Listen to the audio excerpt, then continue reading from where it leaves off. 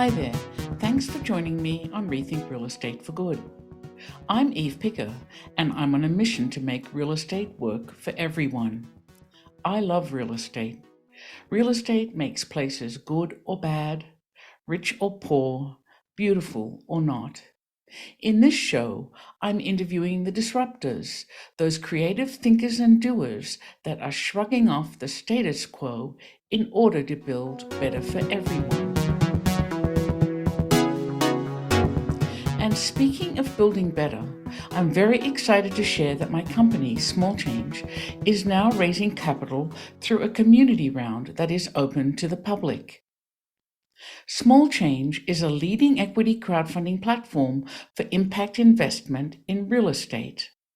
For as little as $250, anyone 18 and over can invest in Small Change, helping to fuel our growth as we disrupt the old boys club of capital that routinely ignores so many qualified people and projects.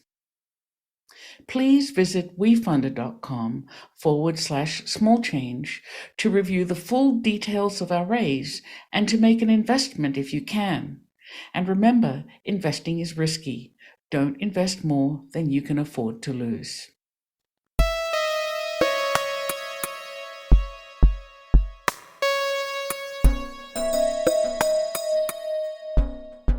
Three years ago, I interviewed the delightful Jeremy McCleod of Breathe Architecture, and today I'm lucky enough to interview him again.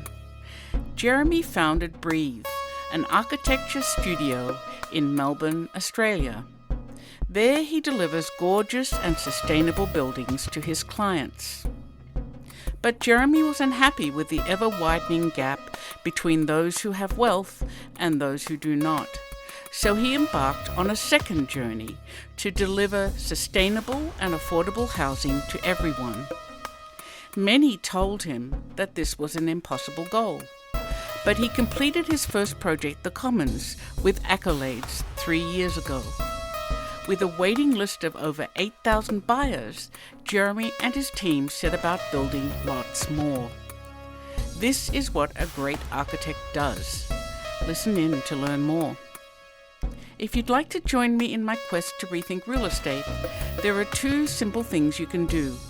Share this podcast and go to rethinkrealestateforgood.co, where you can subscribe to be the first to hear about my podcasts, blog posts, and other goodies.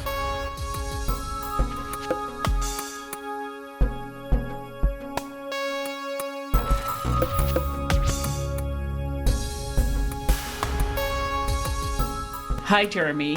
Thanks really for joining me. And I just want to say, whoa, what a difference 3 years in a pandemic made for your business. Yeah, it's been pretty wild times. Thanks for having me back on, Eve. It's good to see you on the other side. It is. It's the other side. So since we last talked, your architecture studio Breathe and your brainchild Nightingale seem to have both exploded. And I wanted to give a little background to listeners who hadn't heard the first podcast, or maybe tell them to go listen to it. But let's talk about Nightingale first. So for those listeners who missed our first chat, tell us about Nightingale. What is it and where did it all begin? Okay, so yeah, Melbourne, where our practice is a lot like any capitalist society. Unlike the beautiful Scandinavian countries where they decide to house their people through, high taxes and good kind of support networks, in a good neoliberal society, our government has been underspending in housing for decades. And so as an architect, we work historically, our choice is to do private homes for wealthy Australians or do apartments for property developers where, they're really following a profit in a complex kind of, environment. So both of those things aren't very rewarding. And the Breathe Architecture, our architecture firm, we believe strongly in this idea that our first client is the planet. our second client is the broader community that live on that planet. And then lastly, we have the client that pays us. And we felt like doing property development apartments wasn't achieving the first two of those three criteria. So we built a prototype project. We finished that in 2013, and it was called The Commons. And it was an idea to kind of prove to developers that you can make a profit by building sustainable homes and building community. And so we built this building called The Commons, and the idea was that it would be car-free, carbon-free, that it would be affordable, and that it would be incredible. And a lot of those things came true. I mean, we shot for the stars. We kind of landed on the moon. It is incredible. It's a beautiful. Yeah. So Eve, you've been here, right? Yeah. So you've been to Australia, been to Melbourne. You've seen it. We couldn't get the carbon-free piece, right? So there was still, we couldn't afford the non-gas infrastructure back then. But apart from that, it's a very good building. And what was interesting about that was that we then opened it up for tours, brought every developer in the city through and said, look, this is what you can do. And they all saw it as a kind of an aberration rather than a trend, and said, oh, well, that's a nice idea, but thanks very much. We won't worry about it. But interestingly for us at Breathe is that people just, every regular day Melburnian started writing to us saying, if you're going to do that again, can you please let us know, because we would like to live in a building like that. But the really important thing is that these units were also affordable, right? They were affordable to civil servants who were really being pushed out into the far netherland. Yeah, well, I mean, the whole premise of building something that was sustainable and affordable simultaneously and still profitable for a developer was really about this idea of, analysing everything, and it was about a sustainability of reductionism. So developers' view historically has been that sustainability is expensive, and it's hard to get a return on your investment. And so we just questioned everything, So the big thing about taking out the cars was that we saved 10% of the build cost by taking out the basement. We reduced every apartment by $40,000. We took out every second bathroom. So every 2-bedroom apartment only has one bathroom. So we saved $9,000 per apartment. We even took out all of the individual laundries, reduced the price of every apartment by about $6,000. And when you take a second bathroom and a laundry out of an apartment, the living room suddenly gets, 9 square meters bigger, or in your speak, 90 square feet, about 90 square feet bigger, right? So, so the living rooms, start to be these really great, spaces to be in, the cost comes down on all these apartments, and then we start to build really great shared spaces, like a really incredible bike park, a really great rooftop laundry. I know rooftop laundry sounds weird, but it's beautiful, right? It's absolutely beautiful. Opens up onto the big garden, and it's, views to the city. And these become these kind of social hubs where people in the building meet each other doing something really ordinary, but it actually works in a kind of safe, nice space where people actually get to break down those barriers to talk to each other. So anyway, when we finished the Commons, we won the National Award for Housing with this thing, and it was quite a small building, it was 24 apartments. We won the National Award for Sustainability, which was incredible because it wasn't a $100 million, university building that was funded by, some philanthropic fund. It was, it was market actually, rate, right? It was just a market rate apartment. So then we wanted to get other developers to employ us as architects to do that. After 2 years of bringing them through the building, we couldn't find anyone that would want us to do that. They wanted to do the same as business as usual. So we decided that, I took 4 days off work and I wrote a manifesto and called it the Nightingale model, and we established Nightingale Housing. So the idea was that we would share all of our IP, that we would bring architects together, that architects would lead a housing revolution, that we would democratize capital. It's interesting, Eve, that you and I met, and, when I saw a small change, I was like, oh, this is what I really needed back in 2015. But basically it was peer-to-peer funding, small mum and dad investors putting in like about $100,000 each to kind of crowd fund these projects, to equity fund these projects. And we built the first project, Nightingale 1, which finished in 2017. And then, by that stage, our waiting list, people who had been writing to us had grown from 11 to 57. And so we balloted those apartments. So we didn't sell them through a real estate agent. We took all of the agents out, all of the marketing, all of the display suites, which all reduced the cost of the building. We took out all the gas, made sure it was 100% electric.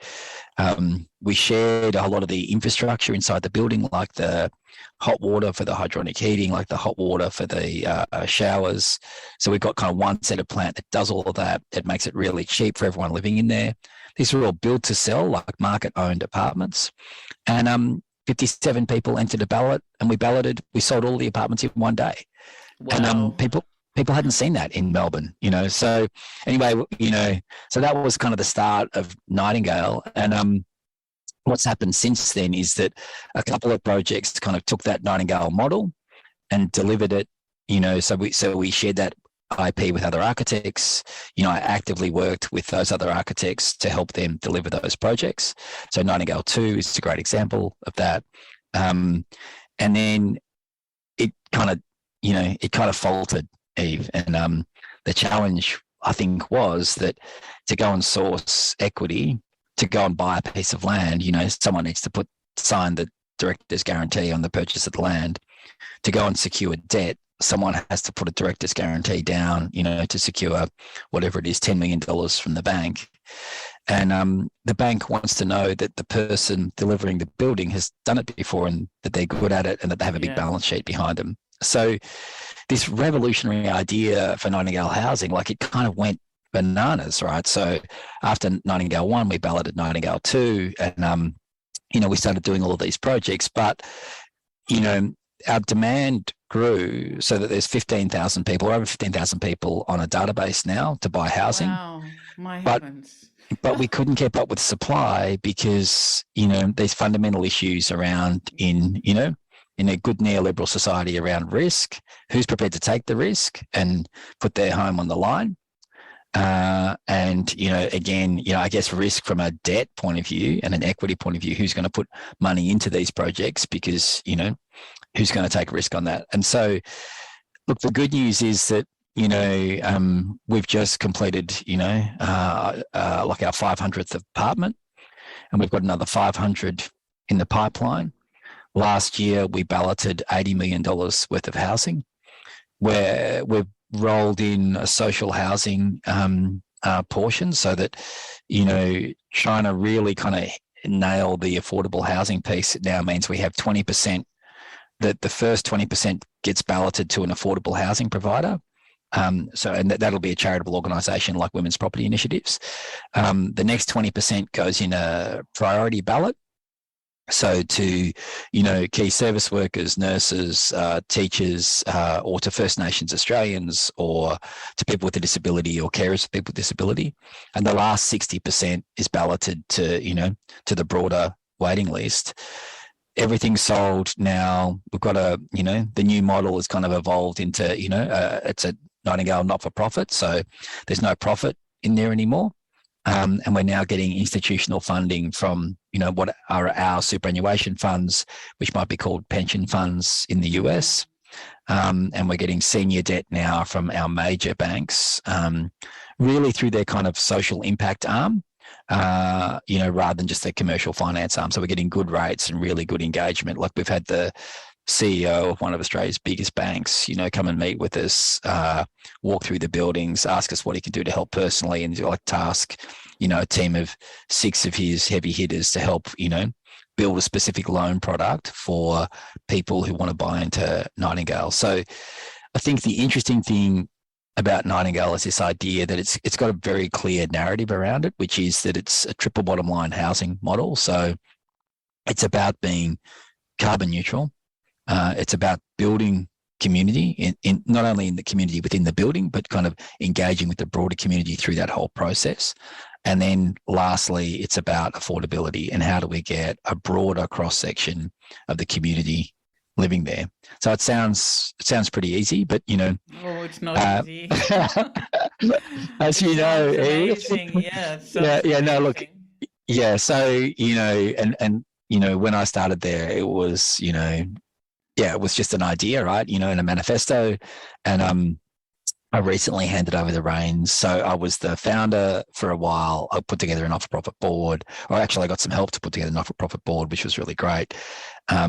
We put someone on to kind of run the show for a couple of years, and then it just didn't take off. And then I stepped back in as managing director to try and say, if we're going to go, let's do it.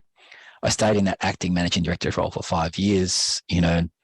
We saw massive growth, and I've just stepped down in that role as managing director. So, I'm back on the board now. So, I attend 6 weekly board meetings.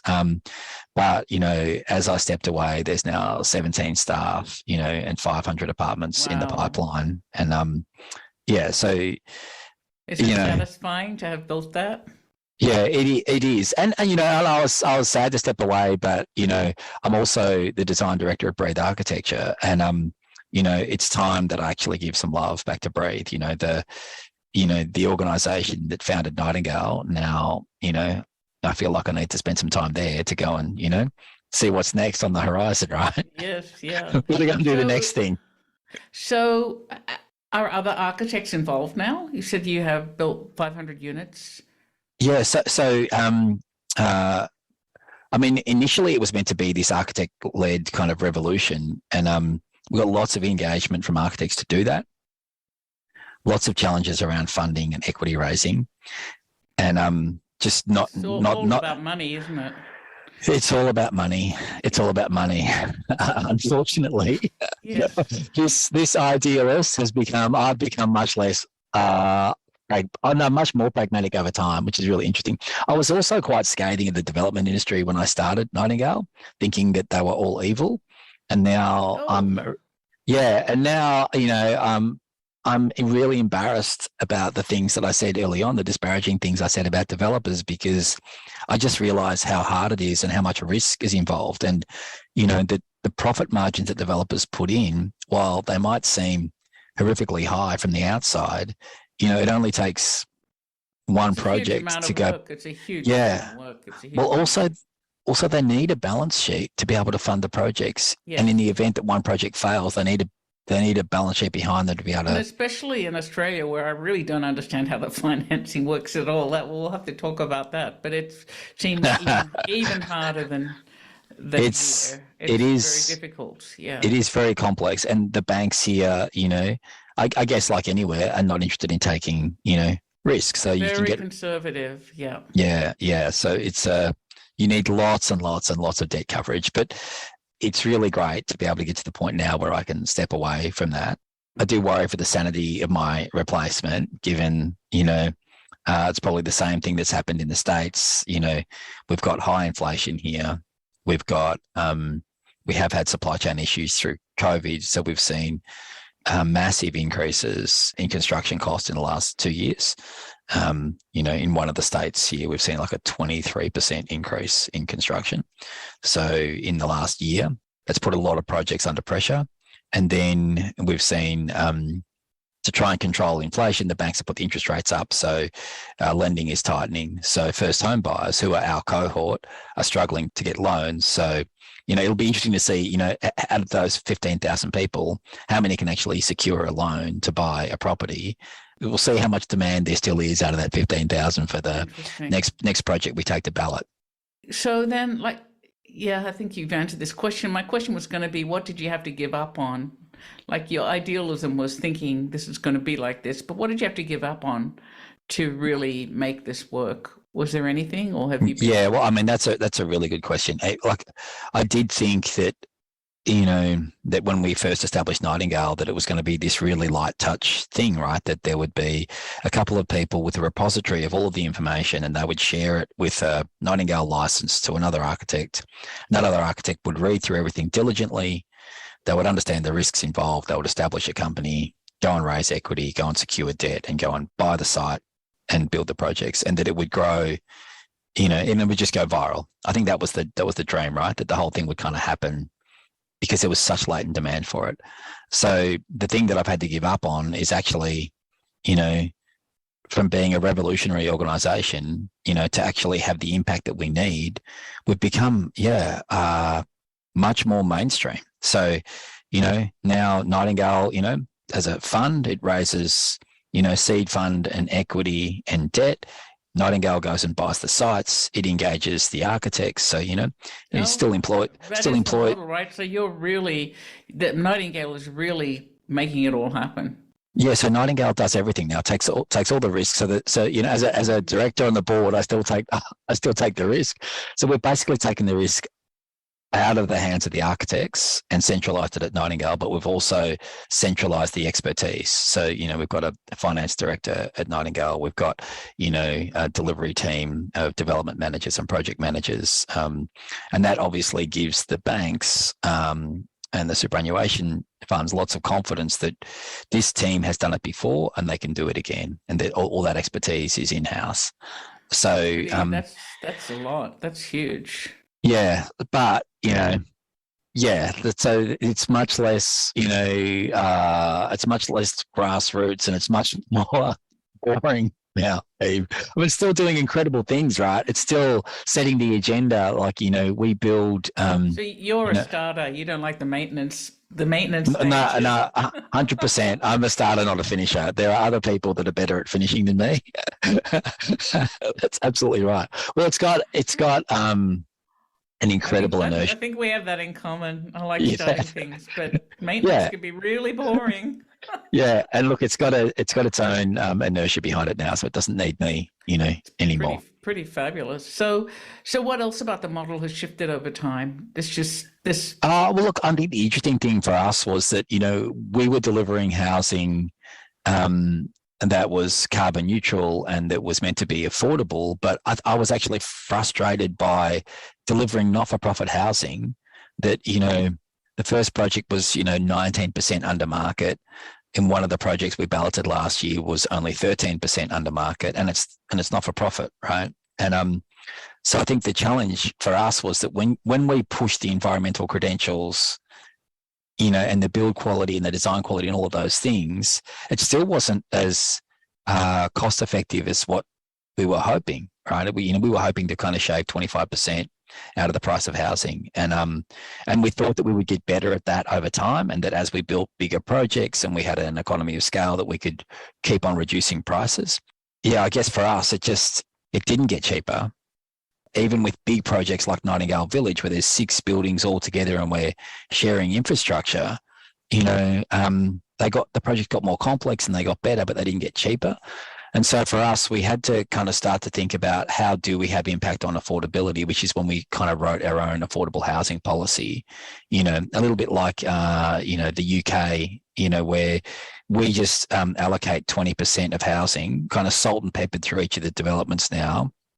And then those 20% are held by the community housing provider and cross-subsidised by everything else in the project, which actually makes everything else in the project slightly more expensive, right? So we've actually made the other 80% slightly more expensive, but we now have 20% that is truly affordable, and so, and it's complex and it shouldn't be up to, a small not-for-profit to be delivering affordable housing, but in a city where there's been so much underspending on housing, then I think that everyone's got to take some responsibility to try and solve for that.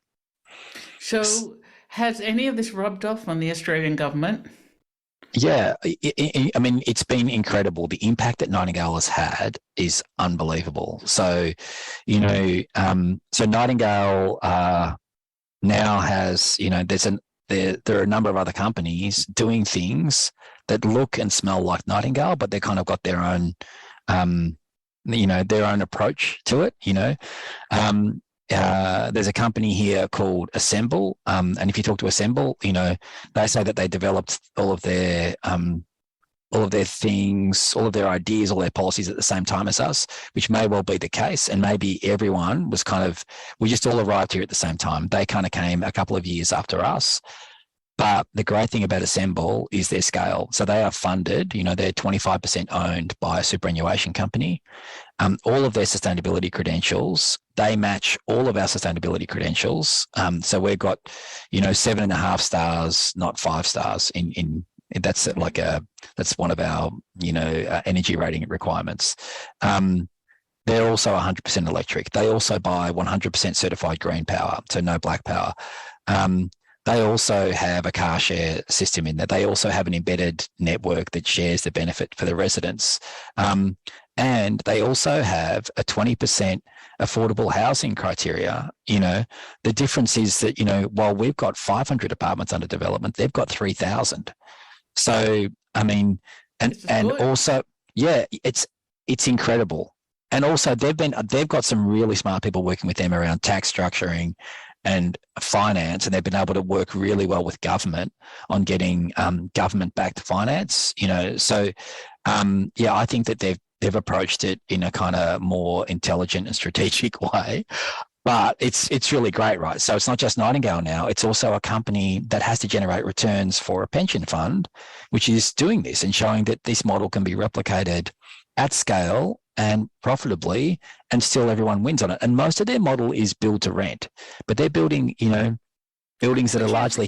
Which is unusual in Australia. Yeah, I mean, Australia is weird, right? So very weird. Yeah. Most of the apartments here are kind of built to sell. Most of the rental apartments are owned by mum and dad investors, and so the build to rent market here, the rental market is only just recently turning to kind of, whole buildings being owned by property companies. So we're seeing like Hines coming out here, Greystar coming out here. So internationals coming here to build, buildings that we rented out. So it's good to have Assemble here as an Australian, version of that. But we're also seeing boutique developers, Milieu here, who sell, beautifully designed. Their whole shtick is beautifully designed buildings, like, relatively small buildings. So maybe only 50 apartments in each building.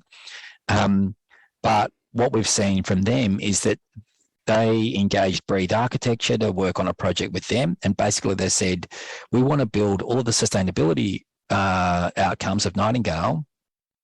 We want to add some optionality. So if our purchasers want to buy a car park or buy an individual laundry, they can. And so we'll just offer those as optional extras.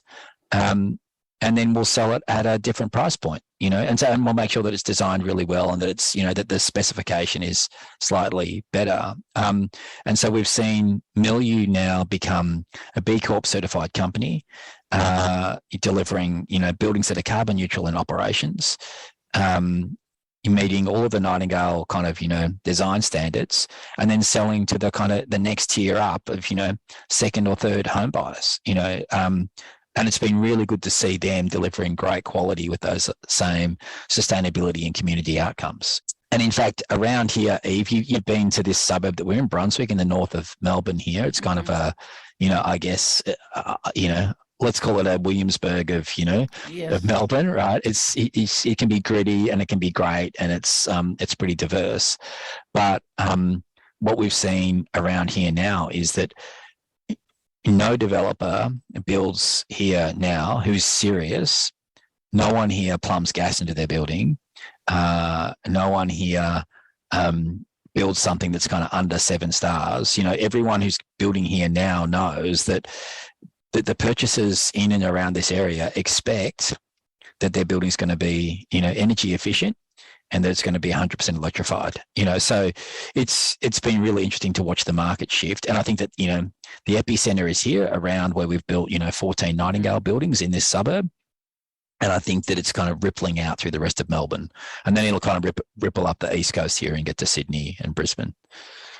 What about other countries? Was Yeah, well, no, that's a really good question.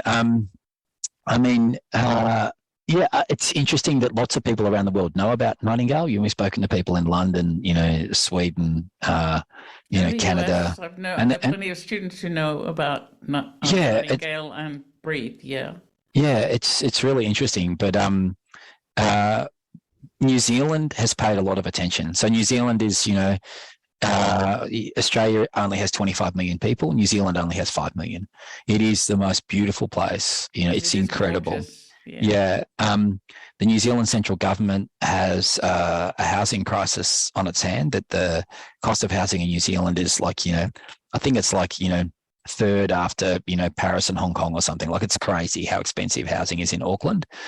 The central government from New Zealand sent, a delegation of about 10 senior planners, strategic planners, urban designers out to come through, and economists to come and walk through the Commons and look at Nightingale 1. They've recently announced a new housing policy under their incredible Prime Minister, Jacinda Ardern. I know, she's amazing. She's amazing, right? She's like, there's a problem with housing. Let's write a housing policy, and let's actually change planning policy to solve that. Yeah. And basically, when that delegation met with me, they said, what is the biggest barrier to building affordable housing? And I said, it is in Melbourne. It's actually third-party objection rights. So it's I was going to say the same thing. Zoning, well, objection rights are really strong there, but definitely zoning impacts what you can do. Yeah, so one person living, 500 meters away, or half a mile away can put in an objection and delay the entire project and cost the project hundreds of thousands of dollars. NIMBY. And yeah, absolutely. And it's alive and well here. And the thing that they complain about is lack of car parking, despite the fact that our road network is absolutely at capacity, and that the City of Melbourne has 30,000 available car spaces in existing buildings. And all we need is an app called Parkhound or Spacer to link people up to those things. So we don't have a car parking problem. We've just got a management issue about where those people being able to find those car spaces. So car parking and height. And so basically anything over 2 stories, everyone in Melbourne is up in arms. And so basically what they did in New Zealand is that they heard that, and they've got a new policy which says that anything up to 5-story, there's no third-party objection rights, even if it's got 0 car parking. So they're happy to waive the car parking to 0, because construction of basement is labour costs are very high, really high in Australia and New Zealand. We're literally saving, 15, sometimes 20% of the housing cost out by taking out basement car parking. So New Zealand has changed their planning rules, and Breathe have been working with the kind of community-based developer, believe it or not, with an incredible constitution out of Hamilton in New Zealand, and a local architect called Edwards White in New Zealand. And we've been working with them to build their version of Nightingale, that's specific to New Zealand. And so we're working on a project with them, but the first project isn't like Nightingale 1, like 20 apartments. It's like Nightingale Village. So it's 8 buildings by 8 different architects, all carbon neutral in a village. And we're working really closely to make sure that we knock that out of the park. And we're building the infrastructure around that. It's called Project Coromako. Coromako is a New Zealand bird, as opposed to, the nightingale. I'm really looking forward to, so the Breathe team are kind of working with them, and we've taken all the learnings from our time at Nightingale over there to kind of, try and, just leapfrog kind of 5 years of R&D. So yeah, it's definitely spreading. Interesting. So in the meantime, what's happening with Breathe? I know a little bit because full disclosure, Jeremy is my architect on a project in Australia which has suffered through the pandemic and objection rights, right? Well, I mean, you saw that there was one objector. There was one objector on your project, which was a really aspirational project, not an overdevelopment, and we had to spend a lot of time with that one objector, to kind of work through that. It was painful. And now our big challenge is funding, right? Funding and finance. Well, also the contractor, it's a very, very dense urban site. The contractor's really concerned about how he's going to build there. And so you're not going to like this, but he says, they need the whole road. That objector went away because we gave them an accessible parking spot, which the contractor says he now needs. So we might be back there again. It is really, I've never seen... I'm in a small town. I know that entitlements and zoning moves very slowly in places like San Francisco, but I've really never been through anything quite like it. Especially it is. It was the pandemic and everyone disappeared and there were no phones and no one responded to email, and it was... Yeah, it was challenging, wasn't it? Anyway, we'll get there, Eve. Yeah. So what was the question again, Eve? So, like, What's Brave been working on? what's happening in your architecture studio Yeah. now? Okay. Yeah. Okay. Great. So, we've kind of specialized in sustainability for a long time. When I say specialized, it's just been something that we've always done. I think the big change for us in the last couple of years is that one of our great architects, Bonnie Herring, who's was a director of architecture here, we've now made her a director of sustainability. We're now doing life cycle assessment on all of our buildings. So we're one of like 3 firms in the country that are kind of measuring carbon and trying to deal with whole of life carbon or embodied carbon, which has been interesting. And everyone says to us, it's funny that you guys tend to focus or narrow your focus down, and doesn't that cost you work? But interestingly, by narrowing our focus, we've got clients like ANZ Bank. So, we're a relatively small practice. I think there's, 27 staff here. And ANZ Bank are, again, one of the big 4 banks here. And they've been working with us in the last couple of years about changing their branch rollouts to being, instead of constructing branches, basically working on a system where we build, a carbon neutral, like kit of parts or furniture installation, basically, that can be installed, and then, removed at the end of each lease and taken to other branches, and all the parts can be used. There's a barcode on all of the parts. So, It's like knock down furniture for ANZ Bank. Exactly. So basically kind of, and then looking, and the incredible thing about that is, just, in the 21st century, being able to design everything in 3D, prototype everything, build a prototype branch, test everything, and then start to roll out, branches. And so we basically built this kit of parts, a 3D model, a handbook, basically like an IKEA catalog showing how it all goes together, a little YouTube tutorial to future architects working on these branches. A phone number? No help phone number. But, so we designed that. We rolled out the first 3 branches together with ANZ, and then we worked with their 3 other architects to then take them through it. And then we worked with another 3. And so we've kind of been spreading, how to do that, like a tutorial. But, they've just finished their 60th branch, and they're rolling out, across the country. So they'll roll out hundreds of these things. Wow. So these carbon neutral branches in operation with a massive reduction in embodied carbon that'll be totally circular. So there's no glue in these things. Everything's screwed together, or bolted together. So at the end of a component's life, it can all be, broken down to its kit of parts and reused. I mean, that's been pretty interesting. I think for people listening, they're wondering, is this really what an architect does? So, is this the role of an architect? Well, that's a really good question, right? Because what is an architect in the 21st century? I'm on the National Council of the Institute of Architects in Australia, and a lot of architects think their job is to draw buildings. And I would say to any architects listening that is absolutely not our job. That 39% of all carbon emissions on this planet come from the built environment, and that we're in time of massive climate crisis, and that we as a profession need to be asking ourselves big questions like, A, should we be drawing a building at all? Or should we be finding a different solution? So as architects, we're trained as systems thinkers. Eve, you're trained as an architect, and yeah.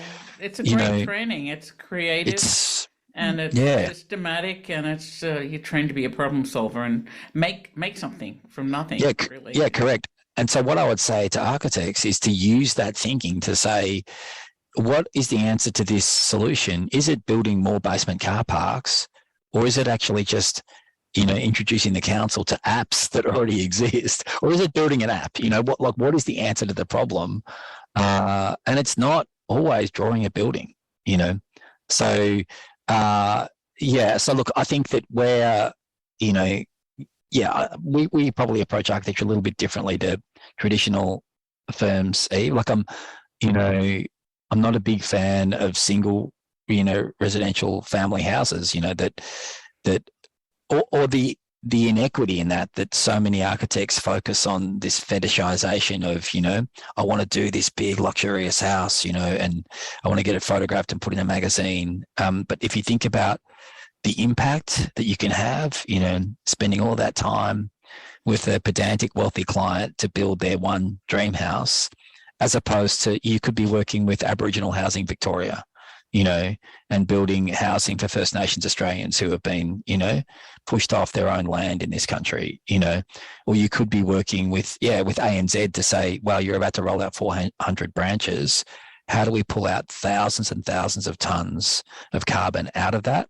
And how do you improve the working experience for all of your staff through that by, introducing, biophilic design and, flooding the place with plants and pink UV grow lights so that at night time when the branch closes, it glows pink, So, yeah, I think that we have to ask ourselves, this is we exist post peak oil. We exist post, the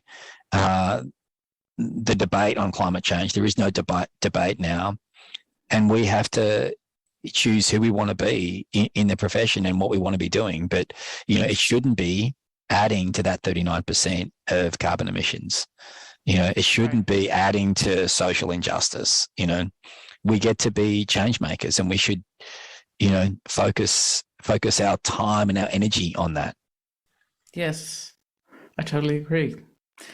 For me, it's also that buildings make better cities for everyone. And absolutely. I get really upset when all the focus is on that, special Italian marble finish inside, when really it's the external walls of the building that are going to make a street or a place or a square really a wonderful, really place to be, I had an architect at Breed the other day quote, a famous quote to me, and he said, "Jeremy, God is in the detail."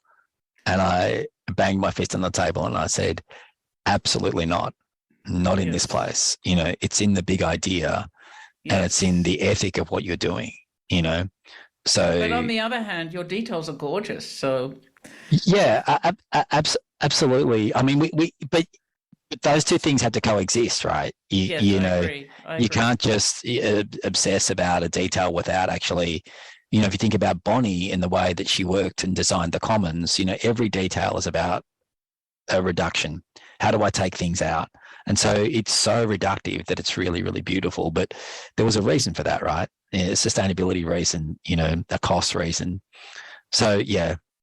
But also, Eve, interesting that you studied architecture, but you saw that what actually needed to happen in the built environment was funding for the right type of projects. So small change is an example of, I teach at Melbourne University. I teach Nightingale Night School to thesis students, every second semester at Melbourne University. And I become incredibly proud when I hear about one of my graduates, going out and they might work for Lend-Lease and become, the head of their sustainability, or they might go and work for a property developer and become a development manager there, or they might go and work for the public housing team in Singapore, but I get really inspired when I hear that architects understand that, sometimes the most impact they can have is, not drawing buildings, but using their systems thinking to actually make massive change. Yeah. No. So, and I think that the key is getting upstream, right? Architects are always downstream. You've got to get up to the source to be able to kind of change big outcomes. I think that's right. And I don't know if it's changing, but I taught in architecture school for a while, and I found it incredibly myopic that students were taught to design just buildings, and very little time was spent on everything else they could do with their education. I think it depends a lot on what university, I was at the Royal College of the Arts a couple of years ago, with the woman Tasha Finney there, seeing what she was doing. And she was there really trying to get, these architects in London thinking really about systems, big things, how do we as a profession have, massive impact and which leads to massive change. Yes. So I'm going to ask you one more question. When are we going to build a Nightingale project together in the US? That's what I really Well, want to know. if you think about what the barriers are, so can we get a great architect in the US? Absolutely. Yes. Can we find a site with lots of opportunity in the US? Like, absolutely. Often, we'll try and align, strategic planning support with community support. And you can imagine that there would be states or cities within the US. I mean, it's obviously quite divided at the moment, but we would need to go to the right place to do it. And then the biggest piece of the puzzle, Eve, is funding. It always is. Yeah. And I think that that you could solve that. So and well, actually, the last piece of the puzzle is that the Nightingale Housing Board has said absolutely no to any. The reason that Breathe are working with the New Zealand crew is that the Nightingale Housing Board have said, Jeremy, no, we've got to solve. Let's just solve Melbourne, and I've kind of pushed them to Adelaide, to the next state to the west of us, and I've pushed them north into New South Wales. So we're kind of in a few states here. But yeah, I think that, we could call it the Eagle. I love this idea of sustainability through reductionism. Like, I worked in this Pittsburgh market, which is a really soft market when I was doing real estate development, and I had to reduce everything down to the bare minimum for different reasons, just because the market couldn't support anything else. But there are now places here where it can support more. But I mean, my own apartment has polished concrete floors because we really couldn't afford to cover it. I've got raw concrete block walls because painting it just wasn't part of the budget. I think that's beautiful. I think that's a beautiful thing, exposing that. But if you detail it well, I mean, the fascinating thing is, right, if you think about the commons, Bonnie being so reductive that even the surfaces, so all of the tapware that we used to specify in Melbourne was cast in brass. Mm-hmm. Made in Melbourne, cast in brass, sent off to the chrome platers, so to be electroplated with chrome, and then it would come back to the manufacturers. They would brush the chrome, they would repackage it, they would send it out. And chrome plating is a very toxic process. Anyway, mm-hmm. It's very, very energy intensive, and it requires all of this transport, between the brass caster and the chrome plater and back again. So Bonnie pulls all of the chrome plating off, talks to the manufacturer, gets them to agree to give us basically the rough cast brass, just buff off the... Which are beautiful, right? Absolutely beautiful. Yeah. And now in Melbourne, find me a building, whatever, 10 years on, that doesn't have brass door furniture and brass tapware, Right. So it's actually, it's become, it's become an aesthetic. And I'm not saying that, again, maybe it was just the time, but, it's become an aesthetic in its own right in this city. But it's really come out of, Bonnie Herring pushing this just really pushing the reductionist, agenda. So, yeah, I mean, it's interesting. And then if you think that all the apartments around here, we pull all the ceilings out to give us, taller ceiling heights, and to not put all of the, mm-hmm. embodied carbon in those ceilings, and to expose all the thermal mass to give us really stable temperatures. We've been pulling the ceilings out, since 2014, and now no apartments around here, they've all got exposed concrete ceilings. Yeah. They've all got. So there was this language in construction and building homes that wasn't really there for good purpose, right? And you've stripped it away, and it's really quite a beautiful aesthetic, and people are adopting it. So. Yeah, it's interesting. Eve, I better run because I've got to go and talk to someone. So good to really speak great with you. And I'll want to know in 2 or 3 years where you are then, because this was enormous progress, especially given that there was a pandemic during all of this. Yeah, but I think that I'm sure it was the same in the States. We were expecting the sky to fall, and everything was upside down. So, housing prices went up, construction prices went up, demand went up. Like nothing made any sense. So, I am still expecting the sky to fall, Eve. So, I'm hoping to come to Melbourne sooner. We're going to catch up again then. But thank you very much. Thanks, Enjoy the day. Bye. Thank you. You too. Bye.